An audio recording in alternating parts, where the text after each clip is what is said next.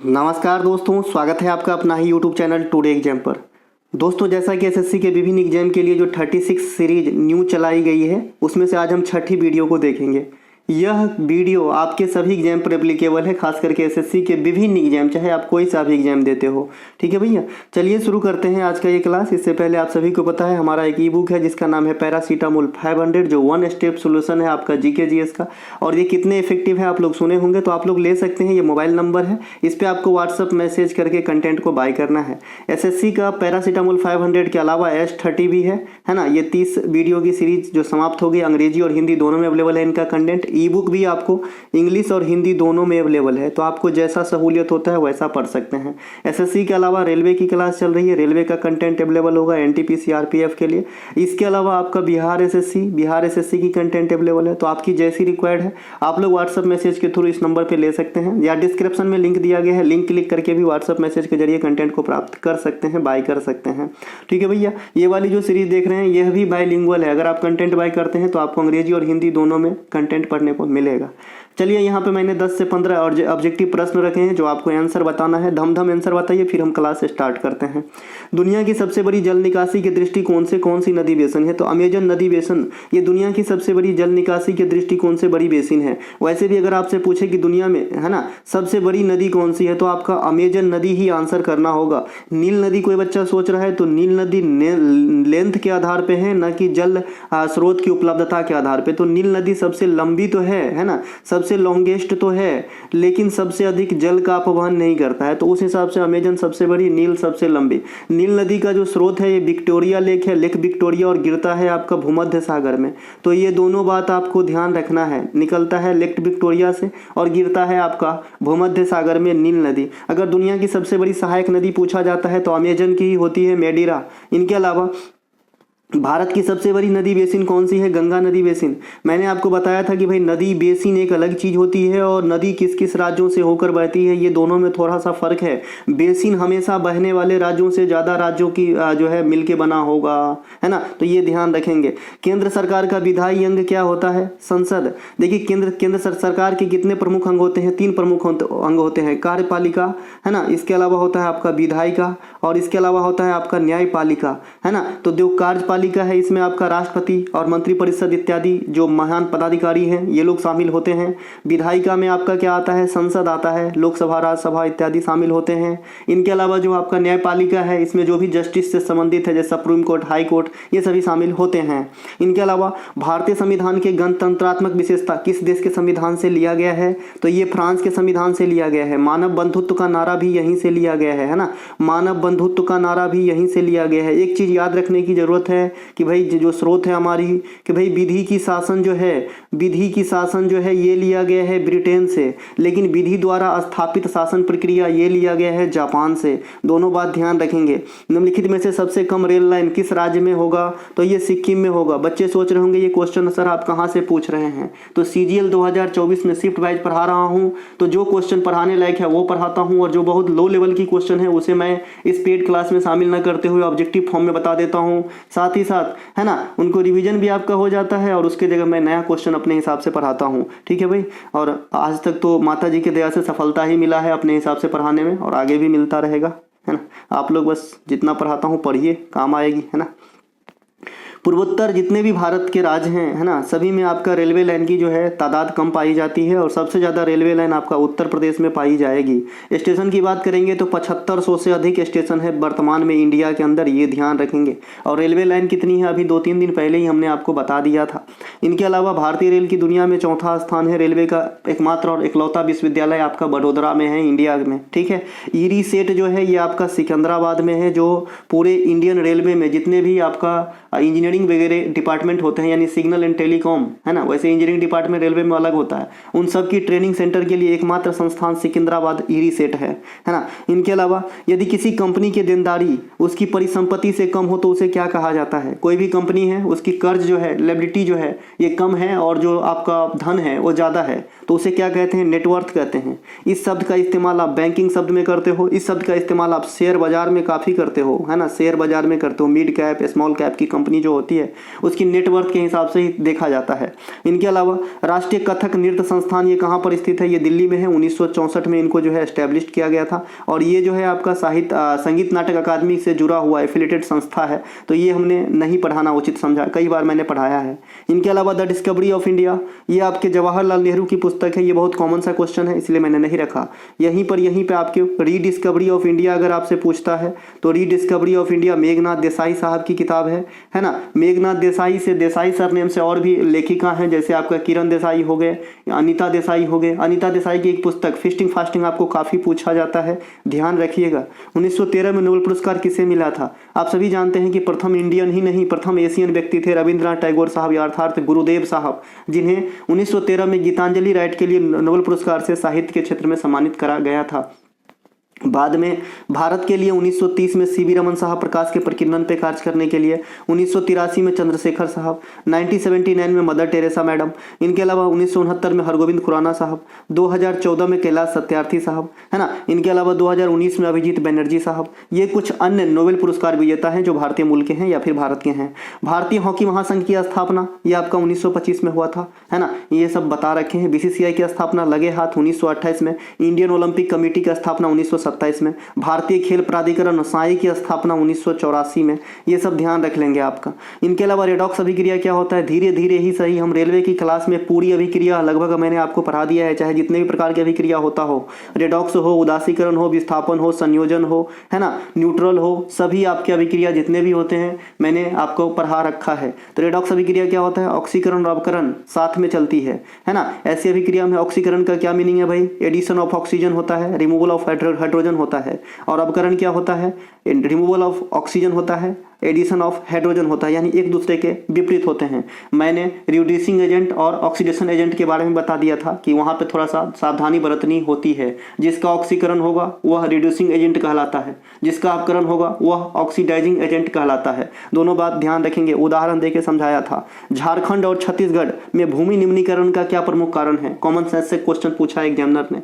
क्या होता है कि भाई झारखंड में और छत्तीसगढ़ में बहुत ज़्यादा खनन मैनिंग होती है, और मैनिंग से क्या होता है? भूमि निम्नीकरण हो रही है। एक प्रकार से कहें तो बंजर हो रही है, एक प्रकार से कहें तो भूमि जो है कोई काम का नहीं रह रहा है, ठीक है ना। पर्यावरण की क्षति तो हो ही रही है, ऊपर से भूमि भी कोई काम का नहीं रह रहा है। तो ये मैनिंग का परिणाम है। तो ये कॉमन सेंस से क्वेश्चन पूछा गया था। आप सभी जानते हैं कि छत्तीसगढ़ और झारखंड यहाँ पे कोयला का मैनिंग बहुत ज़्यादा होता है। वैसे छत्तीसगढ़ में वर्तमान समय में कोयला सबसे ज़्यादा प्रोड्यूस किया जाता है, लेकिन झारखंड में सबसे ज़्यादा कोयला का भंडारण है। तो दोनों बात ध्यान रखेंगे। उज्ज्वला योजना का संबंध आपसे पूछा गया था, एलपीजी कनेक्शन से संबंधित है। ये एलपीजी अपना ये जो है ई बुक का लुक है, आप लोग ले सकते हैं अगर जिनको चाहिए, है ना। और जिनको भैया एक जगह जो है ना जीके जीएस की कम पढ़ के अच्छा रिजल्ट लाना है तो उनके लिए है, ले सकते हैं भैया। चलिए शुरू करते हैं आज का ये क्लास। अब श्री गणेश करते हैं हम क्लास का, है ना। थोड़ा फास्ट चलेंगे क्योंकि मुझे अभी बहुत सारे काम है और ड्यूटी भी निकलना है, तो थोड़ी सी मजबूरी हमारी भी समझिएगा।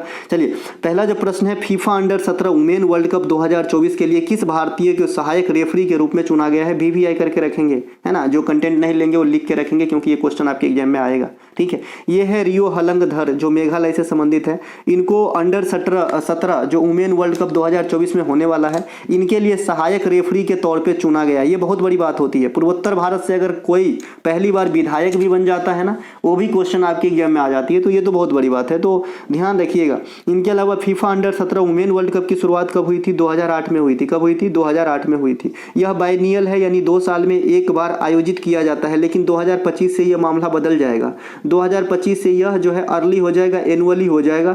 ये जो है आपका फीफा के द्वारा घोषित कर दिया गया है कि 2025 से जो आपका वुमेन 17 फीफा वर्ल्ड कप महिला वाला है उनको सालाना कर दिया जाए। तो फिलहाल तो ये बाइनियल है। इसके अलावा प्रथम विजेता कौन रहे थे अंडर 17 फीफा महिला वर्ल्ड कप के? उत्तर कोरिया, कॉम जोंग, क्या नाम है भैया? Kim Jong. इनके अलावा ये कहाँ पे हुआ था? न्यूजीलैंड के अंदर कराया गया था, तो ये ध्यान रख लेंगे। इनके अलावा 2022 में फीफा अंडर 17 महिला वर्ल्ड कप, आज भी इससे क्वेश्चन पूछे जाते हैं। सर 2022 वाला क्यों पढ़ा रहे हो? सर जरूर पढ़ाऊंगा सर, है ना, क्योंकि मुझे पता है सर क्वेश्चन कहाँ से आते हैं। तो ये 2022 में जो फीफा 17 वर्ल्ड कप है महिला वाला, ये भारत में कराया गया था, भुवनेश्वर में, गोवा में, मुंबई में। आज भी आपको 4 जगह का नाम दे देगा और इनमें से पूछेगा कि कहाँ पे फीफा अंडर 17 महिला वर्ल्ड कप 2022 में नहीं कराया गया था, तो पता रहेगा 3 जगह, तब ना चौथा को छांटिएगा जी, है ना। इनके अलावा वर्ष 2024 में फीफा अंडर 17 महिला वर्ल्ड कप का आयोजन ये आपका डोमिनिकन गणराज्य में कराए जाएंगे। कहाँ पे होंगे?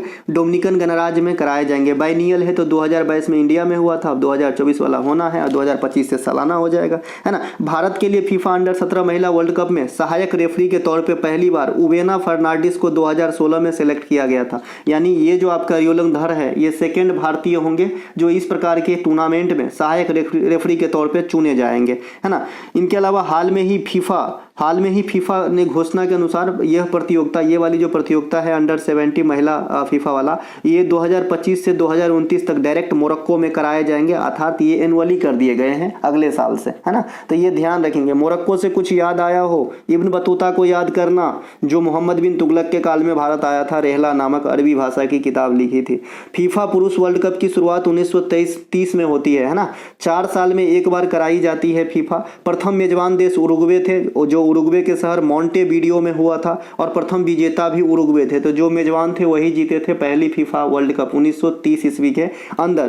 फीफा पुरुष वर्ल्ड कप 2022 जो पिछला वाला हुआ था ये कतर के अंदर हुआ था। विजेता रहा था यहाँ पर ये अर्जेंटीना और उप विजेता रही थी फ्रांस। तो दोनों बात ध्यान रखेंगे। और 2026 और 2030 में जो फीफा होंगे उनकी आपको कंट्री याद रखना है। फीफा वर्ल्ड कप 2026 में 3 कंट्री में होगा, अमेरिका, मैक्सिको और कनाडा में होगा, है ना। और फीफा 2030 6 कंट्री में होंगे जो 3 महाद्वीप में होंगे, ठीक है भाई। तो ये बहुत बड़ी इवेंट होगी क्योंकि यहाँ पे इनका 100वां इवेंट ऑर्गेनाइज होगा 2030 में, 1930 से 2030। इनके अलावा फीफा की स्थापना 1904 में हुआ था। इनका मुख्यालय कहाँ पे है? ज्यूरिख में है। और इनके वर्तमान अध्यक्ष जो है, इनके लगातार तीसरी बार इसके कार्यकाल में बढ़ोतरी करते हुए जियानी इन्फेंटिनो ये फीफा में वर्तमान हेड है, ठीक है।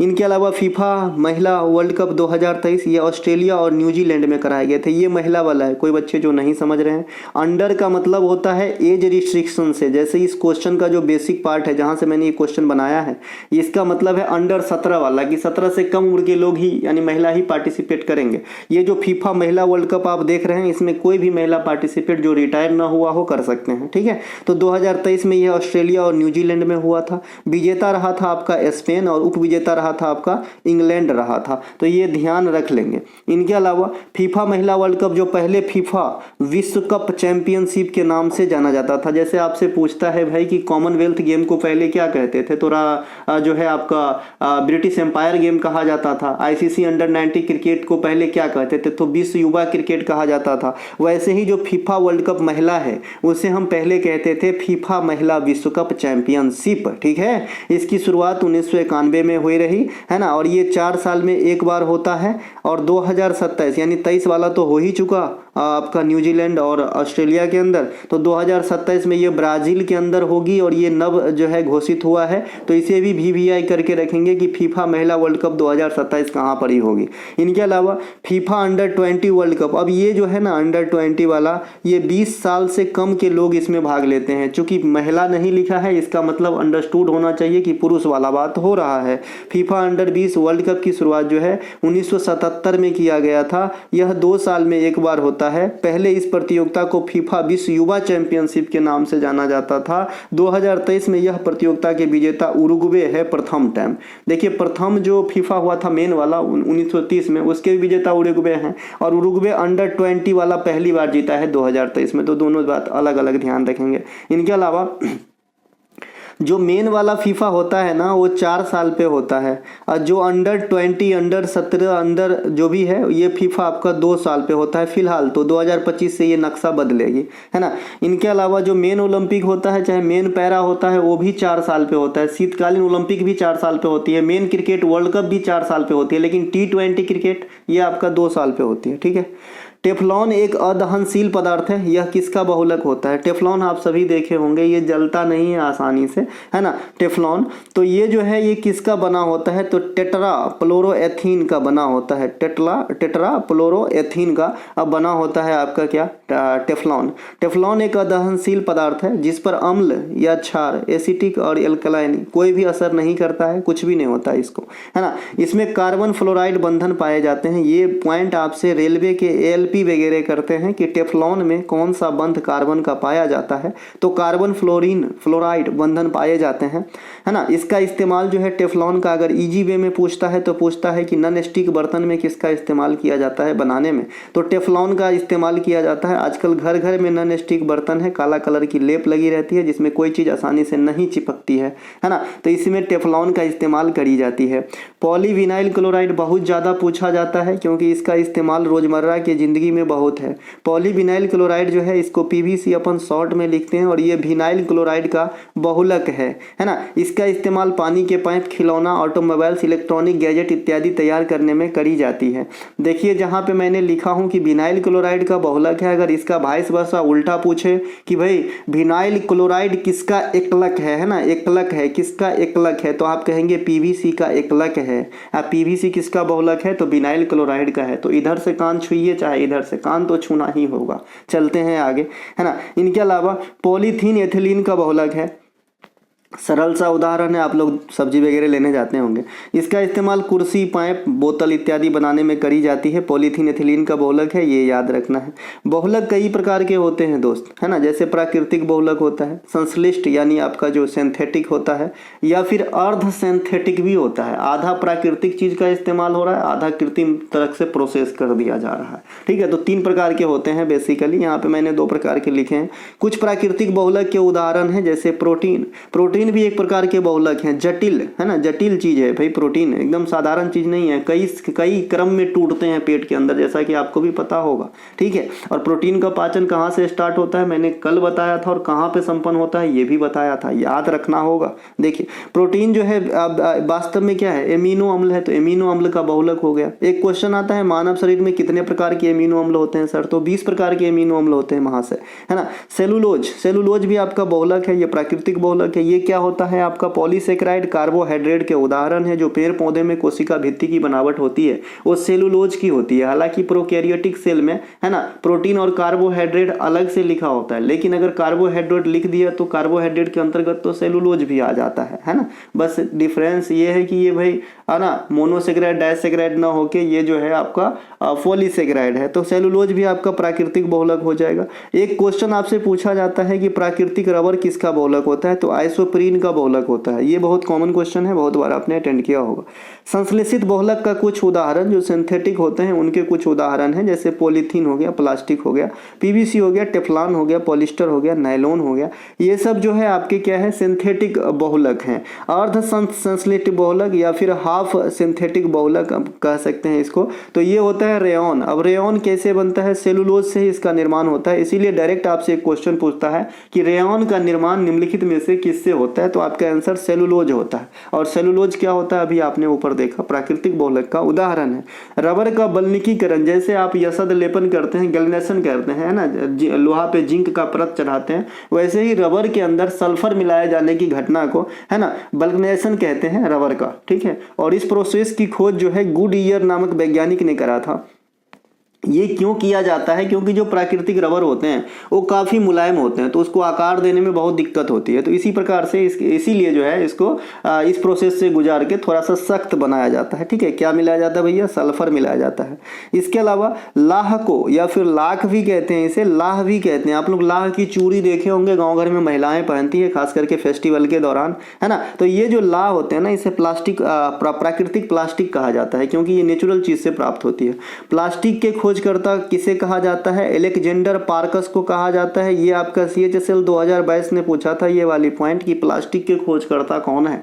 इनके अलावा कांच के निर्माण में क्या क्या घटक का इस्तेमाल होता है और क्वार्ज के निर्माण में क्या क्या घटक का इस्तेमाल होता है, ये भी दोनों अपने दिमाग में छाप ही लेना, क्योंकि पूछते रहते हैं। कांच का निर्माण में आपका SiO2 होता है, ये सिलिकॉन है भैया, सिलिकॉन के ऑक्साइड हो जाएंगे ये सोडियम हाइड्रोक्साइड हो जाएंगे NaOH, और ये आपका कैल्शियम कार्बोनेट हो जाएंगे CaCO3। कैल्शियम कार्बोनेट को अपन मैंने क्या क्या कहा था, बता कह सकते हैं, इसे चूना पत्थर भी कह सकते हैं, है ना, इसे संगमरमर भी कह सकते हैं, है ना, या फिर मेटामॉर्फिक चट्टान भी कह सकते हैं। तो कांच का जो ये सब आपका घटक है, इससे मिलके बनता है आपका कांच। और वास्तव में कांच क्या होता है, तो कांच एक बहुत ही ठंडा द्रव होता है, अतिशीतित द्रव होता है ना। इसके अलावा एक क्वेश्चन और आपसे पूछा जाता है कि सभी रेडियो एक्टिविटी क्रियाकलाप के अंत में क्या बच जाता है अवशेष के रूप में, तो शीशा बच जाता है, ध्यान रखिएगा।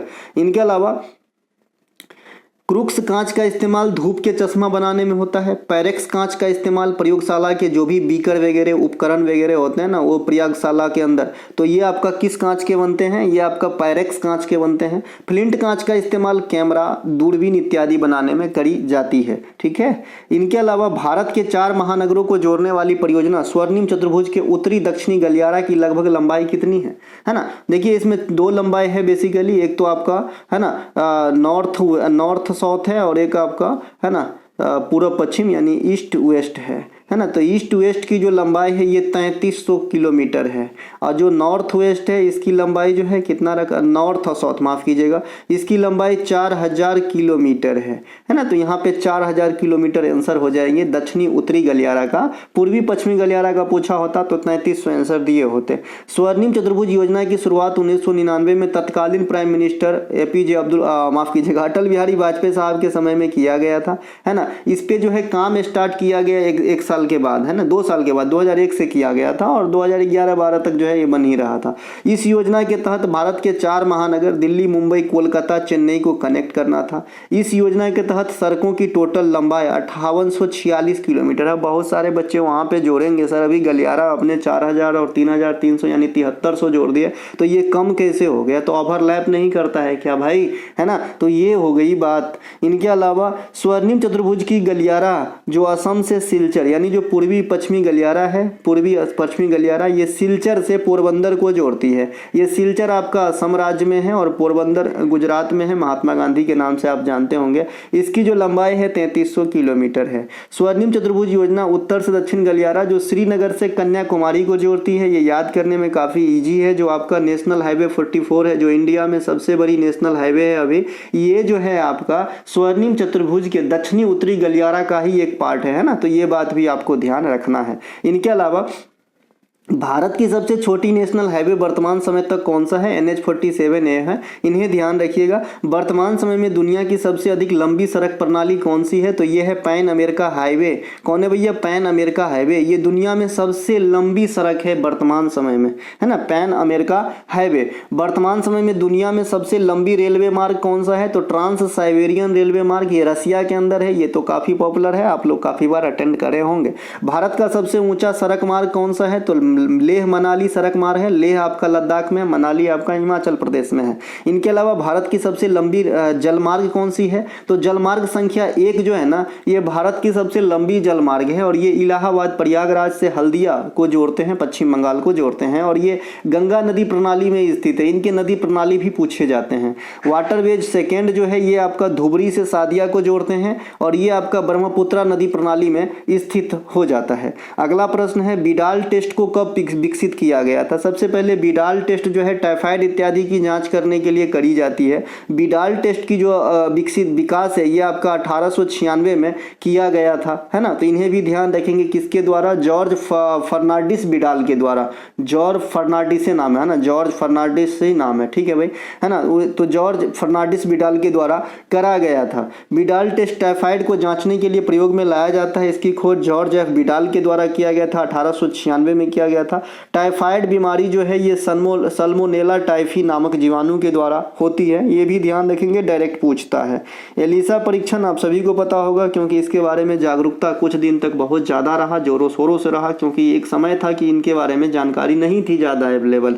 ये भैया एड्स की जाँच के लिए एलिसा परीक्षण करी जाती है ना। एड्स क्या होता है, जो प्रतिरक्षा प्रणाली है शरीर में उसको नष्ट कर दिया जाता है, और बीमारी से लड़ने की क्षमता जो है आदमी की घट जाती है, और धीरे धीरे करके जो है अपने प्राण को त्यागते हैं। और ये असुरक्षित यौन संबंध या फिर असुरक्षित रक्ताधान से होती है। इसीलिए सैलून वगैरह में भी कभी भी जाए, दाढ़ी कटाए तो कहे पहले जो है अस्तूरा को धो दो भाई, थोड़ा सा ना डिटोल वगैरह मार दो। इनके अलावा लेप्रोसी रोग, जिसे हैंसन रोग भी कहा जाता है, जिसे साधारण भाषा में कुष्ठ रोग कहते हैं, ये भी जीवाणु के द्वारा होती है। गंभीर रोग है और एक लॉन्ग टाइम चलने वाली रोग है। ये क्या होता है, त्वचा के ऊपर जो है सड़न टाइप से होने लगती है, जो धीरे धीरे नस तक पहुंच जाती है ना। हीमोफीलिया इस प्रकार की विकार होती है एक प्रकार का, और इस हीमोफीलिया में क्या होती है, रक्त की थक्का नहीं जमते हैं ना, या फिर देरी से जमते हैं। रक्त की थक्का विटामिन के कमी के कारण भी नहीं जमती है, और ब्लड क्लॉट नहीं होगी तो क्या होगी आप सभी को पता है भाई ब्लड रुकवे नहीं करेगा तो आदमी कैसे जिएगा, है ना। तो फिर दूसरी बात आती है कि शरीर में अपने आप ब्लड कैसे नहीं जमता है भाई, तो चलता रहता है। तो वहाँ पर भी एक पदार्थ होता है ना, जिसका नाम है हेपेरिन, जो खुद से ब्लड को जमने से रोकती है।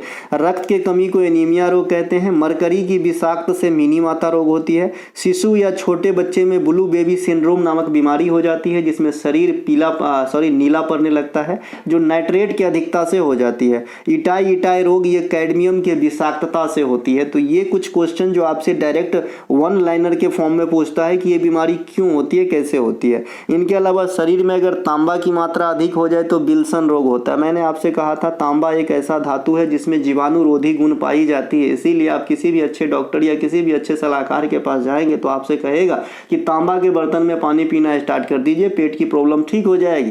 ठीक है, तो इसमें क्या होता है, ये जो है इनका कुछ अर्क आ जाता है पानी के अंदर, लेकिन अगर ज़्यादा हो जाए तो अति सर्वत्र वर्जित, है ना, तो विल्सन रोग हो जाती है।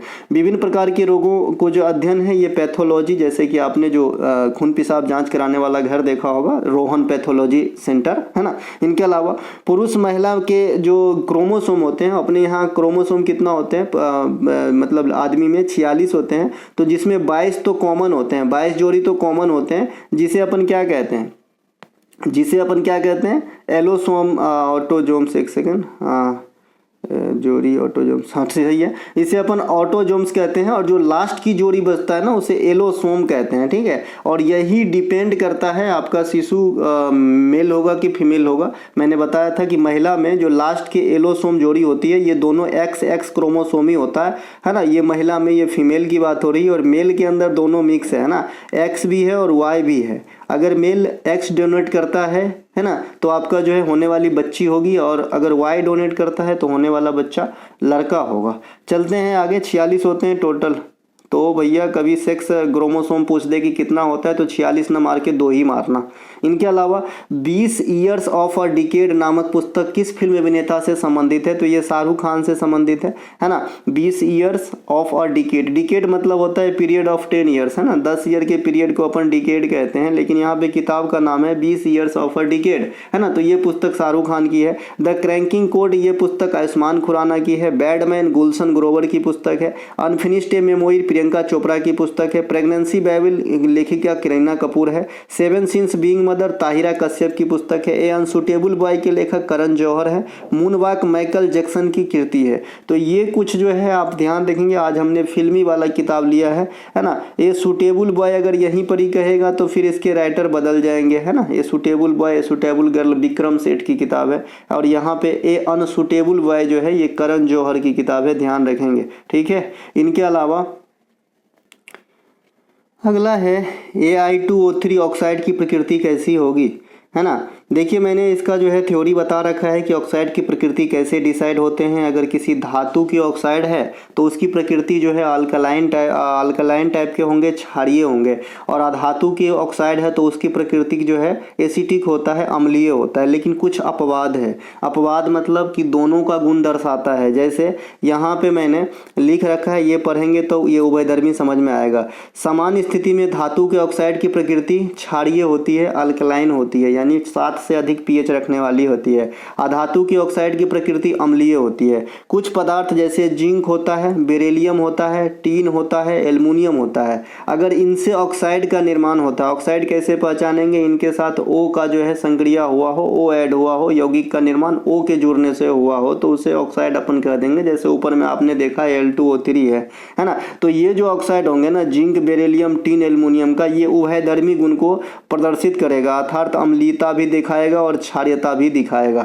ठीक है मेरे भाई, तो यही जो है अपवाद पूछा जाता है इस वाले पार्टिकुलर क्वेश्चन से।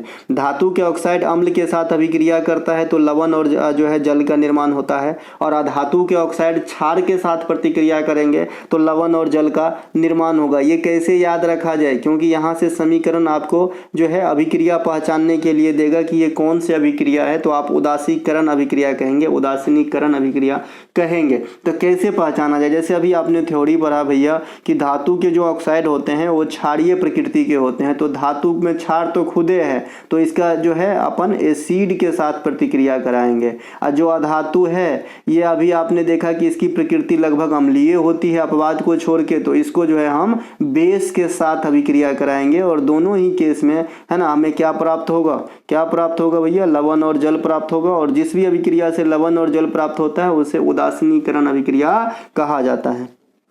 दिल्ली नगर निगम संशोधन विधेयक 2022 का प्रमुख उद्देश्य क्या था, तो जो दिल्ली में 3 पार्ट में नगर निगम वर्गीकृत है उसे एकीकृत करने के लिए 2022 में दिल्ली नगर निगम संशोधन विधेयक पास करा गया था। 69वां संविधान संशोधन 1991 ने केंद्र शासित प्रदेश दिल्ली को राष्ट्रीय राजधानी क्षेत्र के रूप में नामित किया। इस अधिनियम के तहत दिल्ली को विशेष राज्य का दर्जा भी दिया गया था। लेकिन सावधान, अगर आपसे पूछे कि भाई 69वां संविधान संशोधन 1991 जो दिल्ली को राष्ट्रीय राजधानी क्षेत्र का दर्जा देता है ये लागू कब हुआ था, तो 1992 में लागू हुआ था, 91 में आके। जैसे आपका 73वां संविधान संशोधन आपका जो है 1993 में आया था, लेकिन एट अ टाइम लागू नहीं हुआ था। ठीक है, इनके अलावा संविधान के अनुच्छेद 239 ए ने दिल्ली को केंद्र शासित प्रदेश का दर्जा दिया है। ये आर्टिकल भी डायरेक्ट पूछता है कि दिल्ली को केंद्र शासित प्रदेश का दर्जा कौन अनुच्छेद के अनुसार, 239 ए। दिल्ली के वर्तमान मुख्यमंत्री आम आदमी पार्टी के आतिशी बनी है। ये VVI क्वेश्चन तो नहीं है, लेकिन ये जो है चर्चा में है क्योंकि आए दिन ये मुख्यमंत्री खुद चर्चा में रहती है ना। इनके अलावा वर्तमान उपराज्यपाल विनय कुमार सक्सेना साहब है जो अनिल बैजल साहब के स्थान पे जो है अपॉइंट हुए थे। दिल्ली में मुख्यमंत्री की नियुक्ति राष्ट्रपति के द्वारा करी जाती है। शीला दीक्षित दिल्ली की दूसरी महिला मुख्यमंत्री जो इंडिया में सबसे ज्यादा समय तक जो है महिला मुख्यमंत्री के रूप में सेवा देने वाली मुख्यमंत्री है। इससे पहले दिल्ली में सुषमा स्वराज और आपका जो है शीला दीक्षित ऑलरेडी मुख्यमंत्री बन चुकी है महिलाओं में, और आतिशी जो है ये तीसरी महिला बनी है दिल्ली के अंदर मुख्यमंत्री के रूप में, ध्यान रखेंगे। इंडिया में अब तक 17 महिला जो है मुख्यमंत्री के तौर पे कार्य कर चुकी हैं, जिनमें पहली महिला आपका सुचेता कृपलानी होगी। और एट अ टाइम 2 स्टेट में महिला मुख्यमंत्री हैं, एक तो ममता दीदी है आपका पश्चिम बंगाल में, और एक आपका जो है दिल्ली में आतिशी जी हैं। तो दोनों जो है एट अ टाइम CM के पोस्ट में है और महिला हैं। इनके अलावा दिल्ली उच्च न्यायालय की स्थापना 1966 में करा गया था, और जो सर्वोच्च न्यायालय है अपना इसकी स्थापना 1950 में करा गया था। और इंडिया में सबसे पहले उच्च न्यायालय की स्थापना 1862 कोलकाता में करा गया था। इंडिया में संघीय न्यायालय की स्थापना 1937 अधिनियम 1935 के द्वारा 1937 में करा गया था। और इंडिया में सबसे पहले सर्वोच्च न्यायालय की स्थापना 1774 ईस्वी में किया गया था। तो ये कुछ जो है हाई कोर्ट और सुप्रीम कोर्ट कब कब आए प्राचीन काल से, इसके बारे में हमें जानकारी रखना है। एशिया का सबसे बड़ा मसाला बाजार दिल्ली में है, एक तो क्वेश्चन ये पूछा जाता है। और एक क्वेश्चन इसी फॉर्म में पूछा जाता है कि एशिया का सबसे बड़ा बस टर्मिनल कहाँ पे है, एशिया का सबसे बड़ा बस टर्मिनल कहाँ पे है। ये जो क्वेश्चन है इसकी जवाब मुझे आप ही दे देना, क्योंकि कई बार मैं बता चुका हूँगा। इनके अलावा शैक्षणिक संस्थानों में अन्य पिछड़ा वर्ग के लिए आरक्षण 93वां संविधान संशोधन 2005 के द्वारा जो है जारी किया गया था। 7वां संविधान संशोधन जो 1956 में आया था, 7th अमेंडमेंट, इसके द्वारा क्या हुआ कि जो हाई कोर्ट है उसकी अधिकार क्षेत्र को बढ़ाते हुए केंद्र शासित प्रदेश तक जो है बढ़ा दिया गया। जैसे अभी आप देखे होंगे कि जो केरल का उच्च न्यायालय है उसके अंतर्गत आपका लक्षद्वीप आ जाता है, और जो कलकत्ता उच्च न्यायालय है उसके अंदर आपका अंडमान निकोबार आ जाता है। तो ये जो दायरा को बढ़ाया गया ये 7वां संविधान संशोधन 1956 की देन है। इसके अलावा इसी संविधान संशोधन में एक बात और कहा गया कि भाई एक ही आदमी एट अ टाइम एक से अधिक राज्यों में राज्यपाल के तौर पे कार्य कर सकते हैं। तो कल हो कि अगर आपसे कोई पूछे कि एक ही आदमी एक से अधिक राज्यों में राज्यपाल के तौर पे कार्य करते हैं, कौन से अमेंडमेंट, तो 7वां। 61वां संविधान संशोधन आप सभी को पता है, ये मतदान की उम्र सीमा को जो है 21 से घटा के 18 कर दिया था। 100वां संविधान संशोधन काफी इंपॉर्टेंट है, पूछा जाता है क्योंकि अभी चर्चा में भी है बांग्लादेश। तो बांग्लादेश भूसंधि से संबंधित है, इंडिया और बांग्लादेश के बीच से जो भूसंधि है उससे संबंधित है आपका 100वां संविधान संशोधन। 101वां GST से है, काफी पॉपुलर है। 102वां OBC से है ना, या फिर राष्ट्रीय पिछड़ा वर्ग आयोग को जो है मान्यता देने से है। 103वां आपका जो है EWS से है। 104वां आपका जो है SC ST और एंग्लो इंडियन से है। एंग्लो इंडियन का पत्ता कट किया गया कि भाई अब जो है तुम्हारा डिप्यूट लोकसभा और विधानसभा में नहीं होगा, और जो आपका अनुसूचित जाति और अनुसूचित जनजाति है उनकी आरक्षण सीमा जो है 10 वर्षों के लिए बढ़ा दी गई है। 106वां जो संविधान संशोधन है ये अभी हाल फिलहाल में विषय है, तो ये महिला आरक्षण से है लोकसभा और विधानसभा के अंदर। परमाणु शब्द को सबसे पहले किसने खोजा था? तो डेमोक्रिटस ने खोजा था ना, डेमोक्रिटस ने सबसे पहले परमाणु शब्द का जो है गढ़ा था या खोजा था। ठीक है, अधिकांश बच्चे जिनको पता नहीं होगा डाल्टन मार के आ जाएगा, दिक्कत कर देगा एग्जामिनर। ठीक है, इनके अलावा तत्पश्चात डाल्टन ने 1808 में परमाणु के सिद्धांत की खोज किया और इनके अनुसार डाल्टन साहब जो है इन्होंने बताया कि परमाणु अविभाज्य हैं, इनको जो है टुकड़े टुकड़े नहीं किए जा सकते। बाद में ये चीज़ जो है गलत साबित हुआ। इसका मतलब ये नहीं कि डाल्टन साहब का वैल्यू नहीं है, क्योंकि रास्ता तो इन्होंने ही दिखाया है ना। इनके अलावा 1997 में परमाणु के मौलिक कण इलेक्ट्रॉन की खोज जे थॉमसन ने करा। 1886 में है ना, 1897 होगा, माफ़ कीजिएगा दोस्त, है ना, 1897 ही है, 1997 कहा गया था। 1886 में प्रोटॉन की खोज गोल्डस्टीन ने करा, हालांकि इसमें जो है रदरफोर्ड का भी मदद लिया गया है। 1932 में जेम्स चैडविक के द्वारा न्यूट्रॉन की खोज करी गई। न्यूट्रॉन जो है आपके कोई आवेश नहीं रखता है, इलेक्ट्रॉन निगेटिव आवेश रखता है और प्रोटॉन पॉजिटिव आवेश रखता है। गुणसूत्र की खोज सर्वप्रथम जर्मन वैज्ञानिक वाल्थर फ्लेमिंग के द्वारा की गई थी। 1888 में डब्ल्यू बाल्डेयर के द्वारा गुणसूत्र शब्द निर्मित किए गए। तो भाई शब्द निर्मित करना और खोज करना और उनको आगे बढ़ाना, ये तीनों अलग अलग लेवल से एग्जामिनर क्वेश्चन पूछते हैं, ताकि आपको नॉलेज है भी या फिर सिर्फ एक बार एक चीज अक्षर पकड़ के याद कर लिया, ऐसा आपको टेस्ट करता रहता है। ठीक है, विलियम जोहानसन ने सबसे पहले जीन शब्द का प्रयोग करा, है ना, जीन शब्द का प्रयोग करा। विटामिन शब्द का सबसे पहले प्रयोग फंक नामक वैज्ञानिक ने करा। फिर अलग अलग विटामिन, जैसे ए का मैकमिलन ने करा, वैसे जो है अलग अलग विटामिन मतलब अलग अलग वैज्ञानिक अलग अलग विटामिन की खोज करा। अर्नस्ट हैकल के द्वारा 1866 में पारिस्थितिक शब्द का प्रयोग किया गया। पारिस्थितिक शब्द का प्रयोग सबसे पहले अर्नस्ट हैकल के द्वारा किया गया। टॉन्सले ने पारिस्थितिक तंत्र का गठन किया। देखिए यहाँ पे जो है थोड़ा सा है, अर्नेस्ट हैकल के द्वारा 1866 में पारिस्थितिक शब्द का प्रयोग किया गया। अब पारितंत्र का गठन जो है ये आपका किया था एजी टॉन्सले ने, तो इनको भी ध्यान रखेंगे। जो पारितंत्र है इनके कितने प्रमुख घटक होते हैं, बड़े इजी क्वेश्चन है लेकिन आज भी पूछा जाता है। अजैविक घटक और जैविक घटक, ये दो घटक होते हैं। अजैविक और जैविक आप खुद ही पहचान लेंगे, जैसे पत्थर वगैरह हो जाएंगे अजैविक में आ जाएंगे, हम और आप किस में है, जैविक में है। कोशिका शब्द का सर्वप्रथम प्रयोग कौन किए थे? रॉबर्ट हुक नामक वैज्ञानिक ने 1665 में करा था। फिर क्या हुआ, 1873 में तस्वीर के माध्यम से, 1873 में फोटो के माध्यम से, तस्वीर के माध्यम से संपूर्ण तंत्रिका कोशिका का वर्णन जो है किसके द्वारा किया गया था? तो कैलमिलो गोल्गी के द्वारा किया गया था। ये भैया जो नहीं जानेगा वो पक्का ल्यूवेनहॉक मार देंगे, दिक्कत कर देगा। जीवित कोशिका की खोज एंटोनी ल्यूवेनहॉक ने किया था। तो एक कोशिका में कितने ज्यादा वेरी करते हैं। फिर केंद्रक का खोज अलग ने करा था, माइटोकॉन्ड्रिया का खोज अलग ने करा था। तो वो तो कोशिकांग की बात हो गई, लेकिन जो कोशिका की मूल आधार है यहाँ पर भी कई सारे मत है। सीधे सीधे नाम कहेगा तो हुक कहेगा। इसके अलावा फोटो के माध्यम से संपूर्ण तंत्रिका कोशिका का जो समझाने का बात है ये आपका गोल्गी साहब ने किया था, और जीवित कोशिका का खोज ल्यूवेनहॉक साहब ने करा था। इनके अलावा जल के त्रिगुणात्मक बिंदु ट्रिपल पॉइंट किस तापमान पे होता है, हल्के में मत लेना। तो ये आपका 273.16 के होता है ना, 273.16 के होता है। परम शून्य ताप का मान क्या होता है आप लोग कमेंट कर दीजिएगा। मैं ये देखना चाहता हूँ कि यहाँ तक कौन पहुँचा भाई, है ना। परम शून्य तापमान, है ना। मैं जानता हूँ कि मैं छोटा वीडियो बनाऊंगा बहुत चलेगा, लेकिन मैं ऐसा करूंगा नहीं, क्योंकि मैं इसका छोटा सा चार्ज कर रहा हूँ आपको। तो आपके साथ कैसे धोखा कर सकता हूँ भाई, कंटेंट तो देना ही पड़ेगा ना, पढ़ाना ही पड़ेगा ना, है ना। हाइड्रोजन के 3 समस्थानिक कौन कौन से होते हैं? प्रोटियम, है ना। इसमें जो है न्यूट्रॉन नहीं पाए जाते हैं। जैसे आपसे पूछा जाता है सीधे सीधे हाइड्रोजन में कितने न्यूट्रॉन होते हैं, तो परमाणु क्रमांक है 1, है ना इसका, है ना। तो इनके जो 3 समस्थानिक होते हैं उसमें प्रोटियम सबसे जो है नीचे वाला वर्जन है, तो इसमें कोई न्यूट्रॉन नहीं होते हैं। ड्यूटेरियम में 1 न्यूट्रॉन होते हैं और ट्रिटियम में 2 न्यूट्रॉन होते हैं, ध्यान रखेंगे। ये जो है हाइड्रोजन से यहाँ से भी क्वेश्चन पूछे जाते हैं। इनके 3 समस्थानिक याद रख लेंगे, प्रोटियम, ड्यूटेरियम और ट्रिटियम। हाइड्रोजन आधुनिक आवर्त सारणी के सबसे बाईं ओर स्थित प्रथम गैसीय और आधातीय तत्व है। जैसे ही आवर्त सारणी आपका स्टार्ट होता है यहाँ पर आपको हाइड्रोजन दिखेगा, और ये बीच वाला पार्ट ऐसे सपाट रहते हैं और फिर यहाँ से स्टार्ट होते हैं, मतलब ऐसे 3 से 12 तक सपाट रहते हैं और 12 से 18 तक ऐसे पार्ट में रहते हैं। आपने आवर्त सारणी तो देखा ही होगा। तो हाइड्रोजन यहाँ पे रहता है, पहला ही परमाणु क्रमांक है। इस प्रकृति में कैसा होता है भैया, हाइड्रोजन प्रकृति में कैसा होता है? तो ज्वलनशील होता है। इसी कारण जो है वायुयान के टायर में इसका इस्तेमाल नहीं किया जाता है, आग वाग लग जाएगी, इसीलिए हीलियम का इस्तेमाल करी जाती है ना। और हाइड्रोजन को भविष्य का ईंधन कहा जाता है। इसकी खोज हेनरी कैवेंडिश ने किया था। हाइड्रोजन समस्थानिक या भारी हाइड्रोजन की खोज अलग आदमी ने किया था भाई, ये किया था हेराल्ड सी यूरे, है ना। जो भारी हाइड्रोजन है वो यूरे के द्वारा खोजा गया था, और सीधे सीधे हाइड्रोजन कहेगा तो कैवेंडिश के द्वारा खोजा गया था, है ना। यूरे को 1934 में नोबेल पुरस्कार भी दिया गया था केमिस्ट्री में, तो ये बात भी ध्यान रखेंगे। इनके अलावा उबलते हुए जल की अपेक्षा भाप से अधिक जलन हो जाती है ना। तो ये जो अगर अंतर आपको कहे लैंग्वेज में भाई इसमें से कौन सा कथन सत्य है, तो जो है दिक्कत में पड़ जाओगे, ये इजी लग रहा होगा। तो ये जो है आपका भाप की गुप्त उष्मा जो है ना अधिक होती है, गुप्त उष्मा अधिक होने के कारण जलन अधिक देता है हाथ में। और अगर आपसे पूछे कि भाई भाप की गुप्त उष्मा कितनी होती है, तो 536 कैलोरी पर ग्राम होती है।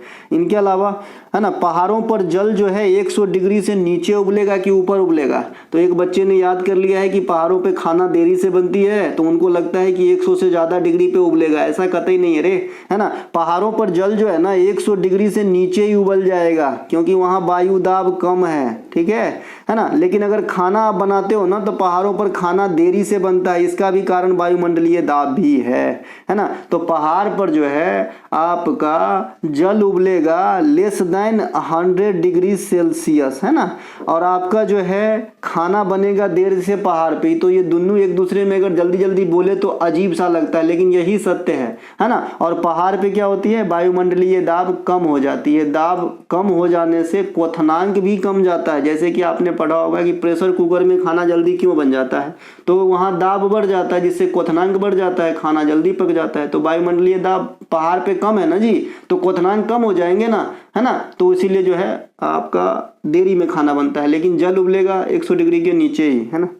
यहाँ पे थोड़ा सा मैंने भी गलती करा है शब्दों में, लेकिन जो मैं समझाना चाह रहा हूँ कि पहाड़ पे जल जो है 100 डिग्री से कम में उबलेगा, लेकिन खाना जो है देरी से बनता है। दोनों बात ध्यान रखना, ज़्यादा दिमाग लगाने की जरूरत नहीं है, पीएचडी नहीं करनी अपने को। इनके अलावा भारी जल का क्वथनांक ये डायरेक्ट पूछा जाता है, क्योंकि आप सभी जानते हैं कि जल का क्वथनांक तो 100 डिग्री सेल्सियस होती है, लेकिन भारी जल का थोड़ा सा ज़्यादा होता है, 101.4 एग्जैक्ट याद रखना है, ठीक है, क्योंकि 101.4 101.8 ऐसे ऑप्शन देता है ना। इसका अनुभार 20 होता है, और ये साधारण वाले जल का 18 हो जाएगा। H2O है ना, तो आपका H का हो जाएगा, 2 बार H है तो 2, और ऑक्सीजन का 16। प्रेशर कुकर में खाना जल्दी बन जाता है, क्योंकि दाब बढ़ने से क्वथनांक बढ़ जाती है। किसी पदार्थ का ठोस द्रव से ठोस बन जाना ये हिमांक कहलाता है, यानी जमना, है ना। इसके अलावा इसके विपरीत अगर ठोस से सीधे गैस बन गया है तो इसे ऊर्ध्वपातन कहते हैं, और ये काफी बार आपसे पूछे जाते हैं। ऊर्ध्वपातन वाले जो तत्व हैं, एक तो कपूर सबसे ज़्यादा पूछा जाता है, इनके साथ ही नेफ्थलीन है और अमोनियम क्लोराइड भी है। ये सब ऊर्ध्वपातित हो जाते हैं, उड़ जाते हैं, दिखते नहीं हैं। जल को गर्म किया जाता है तो प्रारंभिक स्टेज, और फिर क्या होता है, ये क्वेश्चन काफ़ी बार आता है। तो जल को जब आप गर्म करोगे तो पहले क्या होता है, आयतन में कमी आती है, आयतन में कमी आती है, 4 डिग्री सी तक जो है आयतन में कमी आती है। इसके बाद 4 डिग्री सी पर क्या होता है, सबसे लेस आयतन होता है, यानी सबसे ज़्यादा घनत्व होता है, क्योंकि घनत्व और आयतन एक दूसरे के उल्टा समझेंगे, है ना। और जैसे ही 4 डिग्री से आगे फिर टेम्परेचर बढ़ता है तो आयतन बढ़ना स्टार्ट हो जाता है। इसीलिए हम कहते हैं कि जल पहले आयतन में घटता है फिर बढ़ता है। जल का उबलना क्या है, CGL 2022 ने ये क्वेश्चन पूछा है। आप लोग ही बताना कि जल का उबलना क्या है, आपको शब्द में समझाना है। कोई बच्चा बोलेगा ऐसे बुलबुला छोड़ने लगता है तो उबल जाता है, वो एक अलग लेवल हो गया, है ना। आपको बताना है ना, मैं कारण देना है कि उबलना क्या होता है, किसके क्या बराबर हो जाते हैं कि उबलने लगते हैं। अब आते हैं कबड्डी खेल में। देखिए कबड्डी खेल में सुपर टैकल का अर्थ क्या होता है पूछ रहा है, जब रेडर को 3 या उससे कम डिफेंडर द्वारा पकड़ा जाता है और उसी के घर में हुक जाता है, तो ऐसे शब्द को सुपर टैकल से इंडिकेट या दर्शाया जाता है। नहीं समझे, देखिए कबड्डी होता है, 2 घर में ऐसे 2 घर रहता है, मैट रहती है कबड्डी मैट, इसमें 2 घर रहता है, इधर 7 गो खिलाड़ी, इधर 7 गो खिलाड़ी। तो जो खिलाड़ी कबड्डी पढ़ते पढ़ते दूसरे के घर में जाता है उसे रेडर कहा जाता है, ठीक है। और ये रेडर को अगर इधर के 3 खिलाड़ी या इससे कम खिलाड़ी मिलके ही पटखनी देके हुका दिया, मतलब जो सांस है वो टूट गया, सांस टूटने को कैंट छूटना कहते हैं कबड्डी के अंदर, है ना। तो ऐसी स्थिति को सुपर टैकल कहा जाता है। और इसमें पॉइंट किसको मिलेगा, तो जो रेडर थे उनको मिलेगा, या फिर जो हुका है उसको मिलेगा, तो जो पकड़ के ना उसको पकड़ लिया है उसको मिलेगा। कबड्डी आप सभी खेले होंगे तो इतना ज़्यादा समझाने की ज़रूरत है नहीं। कबड्डी के खेल में 12 खिलाड़ी होते हैं रिजर्व सहित, लेकिन 7 खिलाड़ी ही भाग लेते हैं, खेलने के लिए एक्टिव होते हैं। सीनियर कबड्डी चैंपियनशिप या फिर जो भी कबड्डी के बड़े बड़े प्रतियोगिता होते हैं उसमें मैट की लंबाई चौड़ाई की पैमाना पुरुष के लिए 13x10 रखा गया है और महिला के लिए 12x8 रखा गया है। सीनियर राष्ट्रीय महिला कबड्डी चैंपियनशिप जो अभी हुआ है 2023 में, इसके विजेता हरियाणा है, VVI करके रखेंगे इसको। इनके अलावा अंतर्राष्ट्रीय कबड्डी महासंघ की स्थापना 2004 में हुआ था, जयपुर में इनका हेडक्वार्टर है, तो ये भी ध्यान रखेंगे। इनके अलावा 2025 में होने वाली कबड्डी विश्व कप की मेजबानी इंग्लैंड करेंगे। कौन करेंगे? इंग्लैंड करेंगे। और ये पहला मौका है जब एशिया के बाहर मेजबानी हो रही है कबड्डी वर्ल्ड कप की, तो ये भी एक VVI करके ही रखेंगे। ठीक है, ये था करंट सेक्शन के कुछ झलक कबड्डी को लेके। मैं फिर से लौट आता हूँ कबड्डी के स्टैटिक्स वर्जन के क्वेश्चन नियम वगैरह पे, है ना। कबड्डी को ओलंपिक में जो शामिल किया गया था, ये 1936 में प्रदर्शनी खेल के तौर पे शामिल किया गया था। अभी कबड्डी जो है ओलंपिक का मेडल इवेंट का हिस्सा नहीं है। तो प्रदर्शनी खेल क्या होता है, मेडल इवेंट क्या होता है, खेलो इंडिया यूथ गेम 2024 से समझा चुका हूं कि भाई सिम्बलम्बम को प्रदर्शनी खेल के तौर पे रखा गया था और स्क्वैश को जो है मेन खेल यानी मेडल इवेंट के तौर पे शामिल किया गया था, है ना। कबड्डी को एशियाई खेल में 1990 में पूर्ण रूप से स्थान मिला है। उससे पहले 2 बार प्रदर्शनी के तौर पे भी रखा गया था। एशियाई खेल की शुरुआत कब होती है आप लोग कमेंट कीजिएगा। कबड्डी का खेल 40 मिनट के 2 हाफ में होते हैं, ध्यान रखेंगे 20-20 मिनट में। कबड्डी के जैसा रूपरेखा वाला खेल को असम में धुप खेल कहते हैं या घुप खेल कहते हैं, लेकिन घुप खेल में 11 गो खिलाड़ी होते हैं। तो डायरेक्ट क्वेश्चन पूछा जाता है कि कबड्डी के जैसा बॉल से खेलने जाने वाली असम का कौन सा लोकप्रिय खेल है, तो धुप खेल है। कबड्डी के शब्द में रेडर का मतलब होता है, अभी मैंने कहा रेडर का मतलब होता है कि एक पक्ष के खिलाड़ी कबड्डी पढ़ते पढ़ते इस खेल में इस घर में जाना है दूसरे के घर में और किसी खिलाड़ी को टच करके भाग आना है पढ़ते पढ़ते, हुकना नहीं है, अपने घर में आके हुकना है, उसे कहते हैं रेडर, है ना। टच पॉइंट किसे कहते हैं भाई? रेडर के द्वारा विपक्षी टीम के खिलाड़ी को टच कर हाफ में सुरक्षित लौटाना। ये हाफ का मतलब क्या है? अपना घर में, है ना। जैसे इधर का कोई खिलाड़ी पढ़ते पढ़ते रेडर गया था और ये किसी को इसको टच करके भाग आया फिर से अपने हाफ में, मतलब ये हाफ कहने का मतलब इसका अपना घर, है ना। तो इसे कहते हैं टच पॉइंट। तो ऐसे स्थिति में ये वाला घर को जो है एक पॉइंट मिलेगा। अगर 2 आदमी को टच करके भागा है तो 2 गो मिलेगा, 3 गो को किया है तो 3 गो मिलेगा, है ना। टेकल पॉइंट किसे कहते हैं? जैसे अभी टेकल पॉइंट, रेडर डिफेंडर पकड़कर अपने ही हाफ में सांस तोड़ना, इसे टेकल पॉइंट कहते हैं। जो पढ़ने गया था ना उसे पकड़ के दबोच लिया और वहीं उसका सांस टूट गया तो उसे टेकल पॉइंट कहते हैं। मैं आता हूं थोड़ा सा, 1 मिनट। अगला है कि सुपर रेड किसे कहा जाता है? तो ये क्या होता है कि जब रेडर, जो अभी रेडर आप समझ गए क्या है भैया, जो पढ़ने के कबड्डी पढ़ते पढ़ते जाता है उसे रेडर कहते हैं, ठीक है। अगर 3 या इससे अधिक डिफेंडर को एक साथ होता है और टच करके भाग आता है और जब पॉइंट प्राप्त करता है तो उसे सुपर रेड कहा जाता है। इसलिए एक आदमी को टच करके भागा तो 1 पॉइंट मिलेगा, है ना। अगर 3 या उससे अधिक आदमी को टच करके एक के साथ भागाया है तो ऐसे की स्थिति को सुपर रेड कहा जाता है। अगर किसी टीम के 7 खिलाड़ी आउट हो गए दुर्भाग्य से तो उसे क्या कहा जाता है? उसे लोना कहा जाता है। यहाँ पे नहीं लिखा है क्या? ठीक है, कोई बात नहीं, है ना। तो इसे लोना कहा जाता है। देखो यहाँ पे लिखा है अगर सभी खिलाड़ी को ऑल आउट होना कबड्डी में लोना कहलाते हैं। और ऐसी स्थिति में जो टीम जिस टीम को सभी खिलाड़ी के ऑल आउट कर देते हैं ना उसे 2 पॉइंट मिलता है। जैसे ए टीम ने बी टीम को सभी खिलाड़ी को आउट कर दिया तो ए टीम को 2 पॉइंट अतिरिक्त मिलेगा। राष्ट्रीय खेल विश्वविद्यालय कहाँ पे स्थित है? मणिपुर में स्थित है। और ये इंडिया का पहला खेल विश्वविद्यालय है जो 2018 में खोले गए थे मणिपुर के इम्फाल में, है ना। भारत का पहला रेलवे यूनिवर्सिटी ये भी 2018 में आया था, ये गुजरात के बड़ोदरा में आया था। नेताजी सुभाष चंद्र बोस खेल संस्थान ये पटियाला में है, इसका वेन्यू पूछता है। स्थापना की बात करेंगे 1961 में किया गया था। संविद गुरुकुलम गर्ल्स सैनिक स्कूल जो इंडिया की पहली बालिका सैनिक स्कूल है, ये उत्तर प्रदेश के वृंदावन में स्थापित किए गए थे जनवरी 2024 में राजनाथ सिंह जो रक्षा मंत्री थे उस समय, है ना, उनके द्वारा। तो ये ध्यान रखेंगे। इनके अलावा मुख्यमंत्री सुख आश्रय योजना किस राज्य से संबंधित है? तो हिमाचल प्रदेश से। इसमें दिव्यांग महिला जो भी लाचार है उनको जो है मदद की जाती है। मुख्यमंत्री वन संपदा योजना, महतारी वंदना योजना, ये दोनों छत्तीसगढ़ के महत्वाकांक्षी योजनाओं में से है। सीखो कमाओ योजना, लर्न एंड अर्न योजना, लाडली लक्ष्मी योजना, लाडली बहन योजना, ये मध्य प्रदेश राज्य में है। मुख्यमंत्री औजार सहायता योजना, आबुआ आवास योजना, ये झारखंड राज्य में चलती है। मुख्यमंत्री बाल सेवा योजना, कौशल विकास मिशन योजना, सुमंगला योजना, ये उत्तर प्रदेश में चलती है। इनके अलावा निम्नलिखित में से इतिहास के कालक्रम में घटे घटनाओं का मिलान सही नहीं है, पूछ रहा है। रॉलेट एक्ट 13 अप्रैल 1919, जी नहीं, ये तो जालियांवाला बाग हत्याकांड का दिन है, तो यही पकड़ा गया, यही आंसर होगा, बाद बाकी सही है। बंगाल विभाजन लागू हुआ 16 अक्टूबर 1905 को। 1857 का विद्रोह 10 मई 1857 को मेरठ से भड़का था। काकोरी ट्रेन एक्शन 9 अगस्त 1925 को, तो ऊपर वाला सही है, ऑप्शन नंबर ए सही हो जाएगा। बंगाल विभाजन की घोषणा तत्कालीन गवर्नर कर्जन के द्वारा 19 जुलाई 1905 को किया गया था। लागू हुआ था 16 अक्टूबर 1905 को और रद्दीकरण हुआ था 1911 में लॉर्ड हार्डिंग के द्वारा। रॉलेट एक्ट 18 मार्च 1919, कहीं कहीं 19 मार्च भी रहेगा, दिक्कत नहीं है, क्योंकि 18 मार्च को फरमाइश पेश किया गया था, 19 मार्च को पूर्ण रूप से लागू हुआ था। रॉलेट एक्ट ये क्या था कि भाई उस समय जो देश भावना पनप रहे थे उसको रोक लगाने के लिए, उस पर अंकुश लगाने के लिए अंग्रेज के द्वारा बनाया गया एक मतलब बहुत ही ज़्यादा कहेंगे अपन अटपटा टाइप का कानून था, जो बिना अपील बिना दलील का कानून भी था, किसी को शक के दायरे में पकड़ के गिरफ्तार किया जा सकता था। जालियांवाला बाग नरसंहार ये आपका 13 अप्रैल 1919 को हुआ था। ये जनरल और डायर इनके मुख्य आरोपी थे और ये जो अमृतसर में है ये बाग आपका जालियांवाला वाला बाग। इनके अलावा 1857 का विद्रोह जिसे भारतीय स्वतंत्रता संग्राम के प्रथम विद्रोह कहा गया है, 10 मई 1857 को मेरठ से स्टार्ट हुआ था, है ना। इस विद्रोह में शहीद होने वाले प्रथम क्रांतिकारी मंगल पांडे साहब थे, है ना, और इस विद्रोह का कारण चर्बी वाला कारतूस था। 1858 के जो अधिनियम है इसके तहत क्या हुआ कि भारत का जो शासन व्यवस्था है ईस्ट इंडिया कंपनी के हाथों से निकलकर ब्रिटिश क्राउन के अंतर्गत चली गई थी। काकोरी हत्याकांड 9 अगस्त 1925 को हुआ था। इसमें जो मुख्य नेता लोग थे ये थे राम प्रसाद बिस्मिल, ठाकुर रोशन सिंह साहब, राजेंद्र नाथ लाहिरी साहब, अशफाकुल्ला साहब। इनको नेता कहना सही नहीं है, माफ कीजिएगा, इनको जो है स्वतंत्रता सेनानी कहिए, क्योंकि ये देश सेवा के लिए काम कर रहे थे। बाद बाकी नेता जो है इनके अलग अर्थ निकल जाते हैं, ठीक है भैया, तो माफ़ कीजिएगा भैया, ये जो है सभी स्वतंत्रता सेनानी है ना। ये जो है इनका उद्देश्य क्या था कि अंग्रेजों का खजाना लूटकर देश हित में लगाना।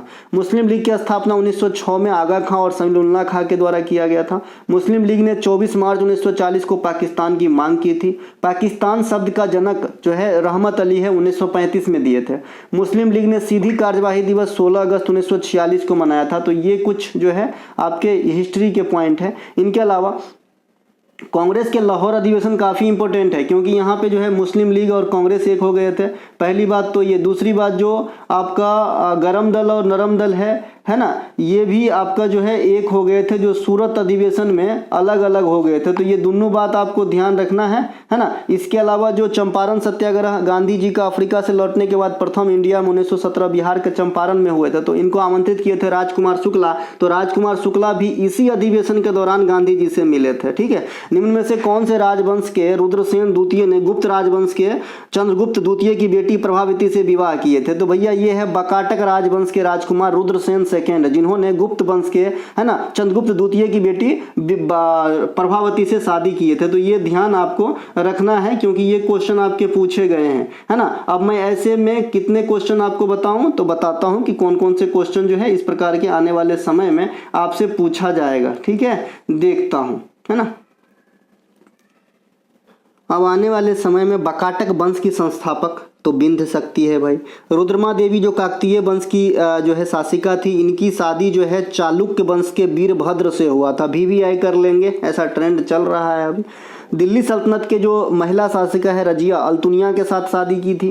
रानी लक्ष्मीबाई मैडम जो है गंगाधर राव साहब के साथ विवाह संपन्न कराए थे, है ना। मणिकर्णिका नाम था इनका, और झांसी से जो 1857 के विद्रोह का नेतृत्व संभाली थी। खूब लड़ी मर्दानी हो तो झांसी वाली रानी थी, आपने पढ़ा होगा, है ना। चंद्रगुप्त द्वितीय नागवंश के राजकुमारी कुबेर नाग से शादी किए थे, तो इन्हें भी ध्यान रखेंगे, है ना। इनके अलावा चंद्रगुप्त मौर्य ने 2 शादी किए थे, एक तो सेलुकस निकेटर की पुत्री हेलेना से और दूसरा दूरधरा से। तो दोनों बात आपको ध्यान रखना है, चंद्रगुप्त मौर्य मौर्य वंश के होंगे और चंद्रगुप्त द्वितीय गुप्त वंश के होंगे, ठीक है। निम्नलिखित में से कौन सा कथन सत्य है? ऐसा क्वेश्चन आपसे पूछ रहा है। परमाणु के कक्षों में भरने का क्रम अपवाह सिद्धांत के अनुसार जारी होती है। हुंड का नियम दर्शाता है कि कक्षक में पहले इलेक्ट्रॉन एक एक कर भरते हैं। ये दोनों कथन सत्य है। जैसे जो पहला कथन है आपका कि भैया अफवाहों का सिद्धांत, ये क्या कहता है कि जो इलेक्ट्रॉन भरते हैं ये निम्न ऊर्जा से उच्च ऊर्जा की तरफ भरते हैं, यानी पहले निम्न ऊर्जा में भरेंगे फिर हाई ऊर्जा वाले में भरेंगे। और जो हुंड का नियम कहता है कि जो कक्षक होता है आपका, यानी एक कक्षक में 2 खाना होता है, 2 इलेक्ट्रॉन आ सकता है एक कक्षक में, तो जो इलेक्ट्रॉन भरने का क्रम है, जैसे मान लीजिए कि पी वाले में 3 कक्षक होता है, तो पहले ऐसे इलेक्ट्रॉन भरेगा, पहले तीनों भरेगा सिंगल सिंगल, तब दोहरा होना स्टार्ट होगा। तो ये कहता है हुंड का नियम। तो ये दोनों के दोनों कथन जो है अपने आप में सही है, इसीलिए उपयुक्त दोनों सही है।